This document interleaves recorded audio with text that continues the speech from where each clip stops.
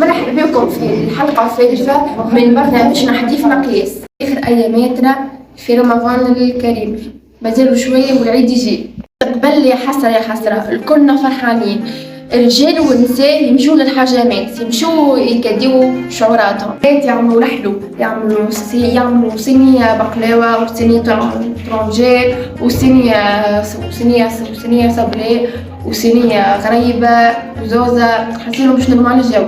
والرجال يهزوا صينيات للخبازة. نفيقوا الصباح بكري، نفيقوا 6 ولا 5:30، نمشيو للجبانة نرحموا على اللي ماتوا والله يرحم، ومن بعد نجيو نبدلوا حوايجنا نلبسوا لبسة العيد، هاكا لبسة فيكا الباهية محلاها، وناخذوا المهبة 500 دينار 100 ونبداو كلنا فرحانين بها. والعيد توا ما عادش نشموا ريحة العيد، ما عادش الروح هذيك، ما عادش. ونهار العيد نفيقوا 9 ل10 ل11 وما نمشيوش للجبانة جملة. والمهبة نعطيهم 5000 ولا حتى 10000، يقولوا شوية ويبداو كيكا متغشين ويقولوا 10000 شوية و5000 شوية. وبكري يا حسرة كانوا يعطيو بال500 وبدينا نبداو هما فرحانين على الاخر. هكا وصلنا لاخر الحلقه.